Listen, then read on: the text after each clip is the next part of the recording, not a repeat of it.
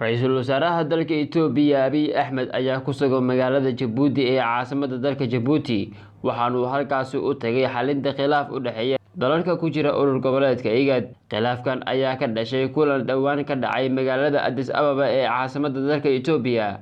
Kulankaas ayaa waxaa lagu go'aaminayay sida loo kala qaadanayo xeerarka guddoomiyaha iyo xogayaha joogtada ah ee IGAD oo uu waqtigoodii dhamaaday. Intii uu kulanka socday, inta badan dalalka ku jira IGAD ayaa isku raacay in labada dal ee Kenya iyo Itoobiya oo kala hayay guddoomiyaha iyo xogayaha ay isweydaarsadaan.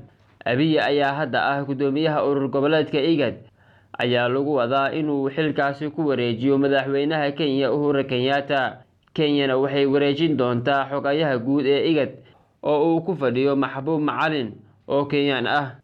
Dowladaha Soomaaliya iyo Jabuuti ayaa qayb ahaan ka soo horjeestay arrintaas, waxaana ay siiba dowladda Jabuuti ku dooday inay guddoonka iyo xoghayuhuba noqdaan wareegto marba dal qabto, halka ay Kenya iyo Itoobiya kaliya iska haysanayaan.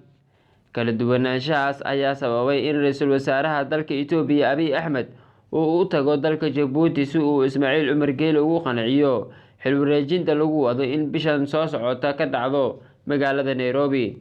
Soomaaliya oo doonaysa xilka xogayaha guud ee IGAD ayaysan u suurtagelin, waxaana jira in dowladda Soomaaliya lafteeda aysan qof rasmi ah u magacaabin marka laga reebo wasiirkii hore ee arrimaha dibadda Cabdisalaam Hadliye Cumar oo xilkaasi doonayay intii ay jirtay dowladdii Xasan Sheekh Maxamuud.